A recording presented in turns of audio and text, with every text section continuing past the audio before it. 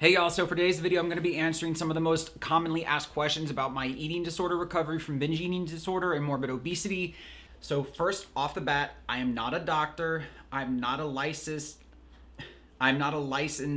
medical professional or psychologist. I am just sharing my own experiences as someone recovering from compulsive overeating and binge eating disorder. So that's off the bat. I'm also going to include in the description box some links to some resources that I have found helpful that I think you might also enjoy taking a look at. What's your diet and what do you eat? So like I said, the main thing that I abstain from is flour and sugar. Now that I'm longer in recovery, I'm not as rigid with that or as structured with that, but I still eat 3 meals a day and nothing in between. In recovery, someone told me we have 3 meals a day and life in between. And that works for me. And don't get me wrong, I love my meals. I look forward to my meals. They're important for me, but they mean something very different to me now. They're fuel, and I enjoy cooking now. So as you've seen in some of my social media, I currently eat vegan. I don't like to say vegan because like I still wear a leather belt, or like I'm not a hardcore vegan. So I guess you could say I eat plant based, but for the longest time in my recovery, I ate chicken and fish. And me, that's the thing too, where I knew it was recovery, where I wasn't trying to be vegan. I think one of the gifts of recovery is that we start to just listen to our bodies a little bit more and listen to what feels right for us. So when I went vegan, it just sort of happened. Like my skin was breaking out a lot, so I stopped eating cheese. I didn't feel a desire to have chicken as much, and I stopped eating chicken and fish, and it just sort of happened. And I think that that's where it's also like I don't call it a vegan diet or a plant. Even when people say plant-based diet, I say I eat plant-based. So another question I get asked a lot is about how much I exercise.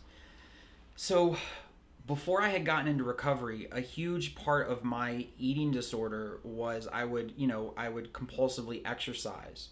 And I thought that I was supposed to control my weight. I was all about how can I control my weight? And if I can eat this, then I can go work that off. So when I first got into recovery, my mentor suggested to me that I don't exercise. So for almost the first year of recovery, I was able to have this experience of seeing the weight come off my body, but not because of exercise. I got to see that it was how I was eating food that was the biggest factor in me being morbidly obese.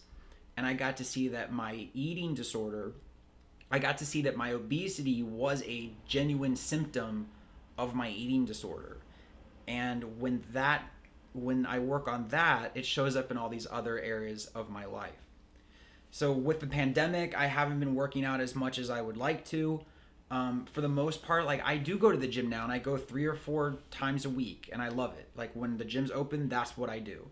And I also, when I started exercising, even to this day, I really work to take the moral issue out of exercising.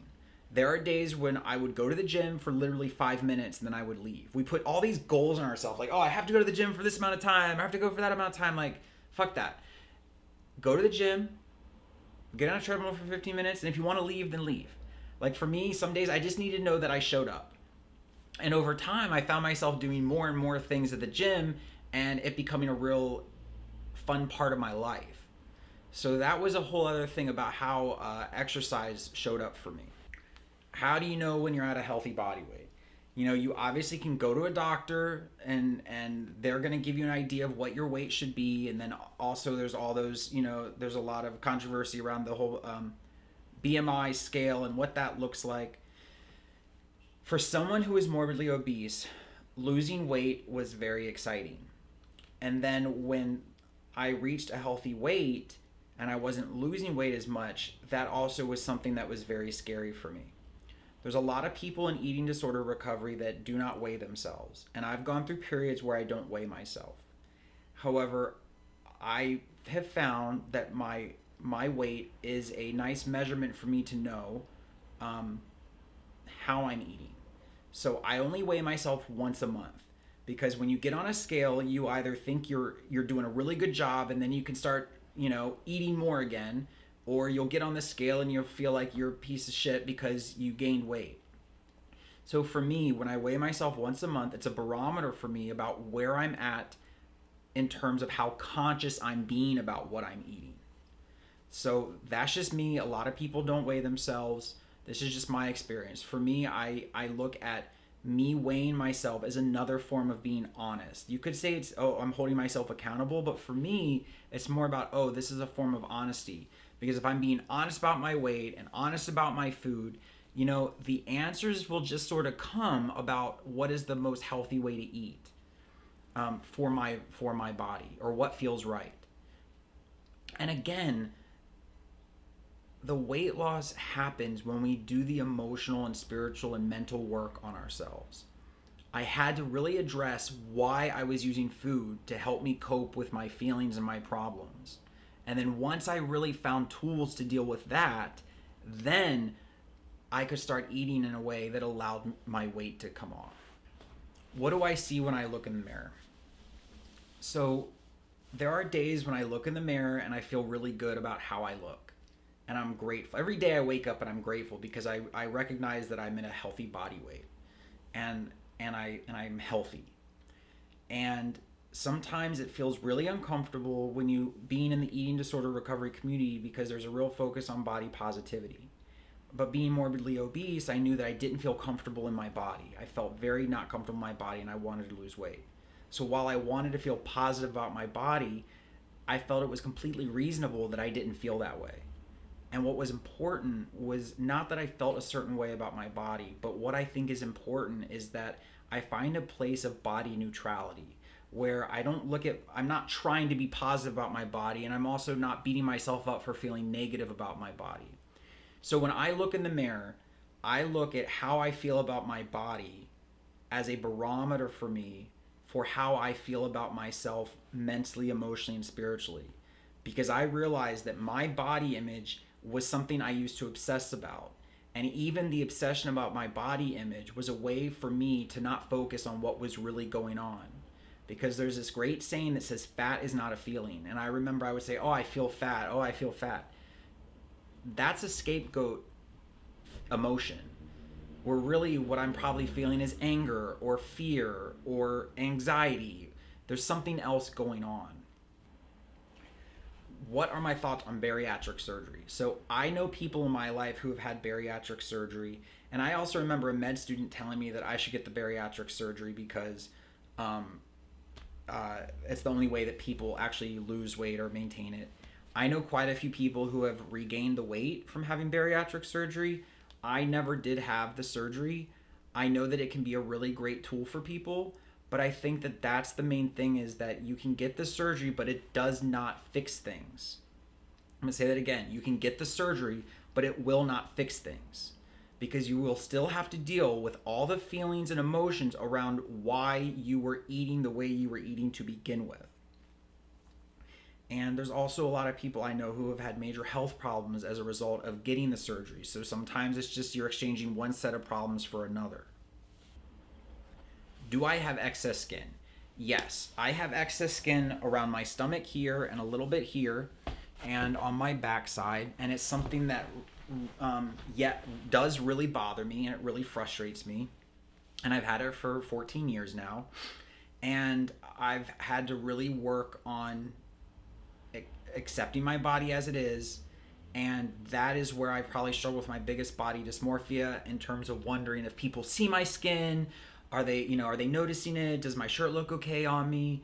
And one thing I did do that I think is really helpful if you've lost a lot of weight, especially if you're a guy, I got that company Spanx does Spanx for men. And so like there's an undershirt that I wear that just sort of holds my body a little better, and it helps me feel more comfortable in some of my clothes. And even with that, for any man who is scared of the excess skin, or women who are scared of the excess skin, my experience has been with dating is that I've still found women where my skin does not bother me. I'm still able to have really great sex and feel comfortable in the middle of that. So I think it's also important to acknowledge that. But the question is, do I want to get the skin removed? Would I want to get surgery for that? And the answer is yes. And especially now that I have more time in recovery, I feel comfortable in knowing that this is the only way I want to live, which is in recovery and not compulsively eating. And if I were able to afford the surgery, it would be a really amazing gift for me to give myself so that I could feel even more comfortable in my body. But there's not one day that goes by that I don't look in the mirror and I'm not extremely grateful for how I look. And I think that sometimes in recovery, especially with eating disorders, for me, I experience a sense of guilt as if like I'm not allowed to say that because we're supposed to love ourselves no matter what.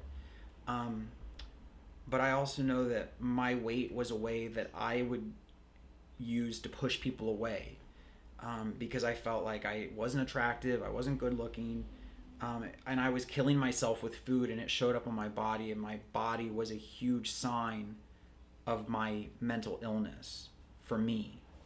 And that's something that we don't talk a lot about in eating disorder recovery, in terms of how one's physical symptoms can be obesity in terms of their eating disorder. And I think it can be really hard for some people that are seeking recovery, but they don't hear people talking about their weight loss that they've experienced when they got into recovery from binge eating disorder. Because it's possible, and it does it. When I stopped binge eating and compulsively eating, it changed my whole life in every aspect: my emotional, my mental, my physical life. So y'all, those are some of the main questions that I get asked about my eating disorder. In the comments below, feel free to ask me any other questions you have. There is nothing off topic. I want to help you guys as much as I can, and this is just one video that I want to do about this. And anything else that I can help y'all with as far as kind of understanding your own experience. Like I said earlier, I'm going to be putting some resources down in the description box. No one has one solution that's going to work. It's really about you asking people what they did and how they got there, and asking them, what did you do? How did you change your life? What worked for you to stop compulsively eating? There are a lot of different ways to seek help. And it's important to realize that you can do those. You can go to in treatment, like I said. You can do therapy, outpatient. There's Overeaters Anonymous. There's other 12-step groups that are for food addicts as well, and you don't pay for those. But it's important that you connect with other people who are struggling like you do, so that you know that you're not alone, and you can start to build that network of support. And in the comments below, please let me know if there's any more questions that you'd like me to answer. I'd be happy to answer them for you.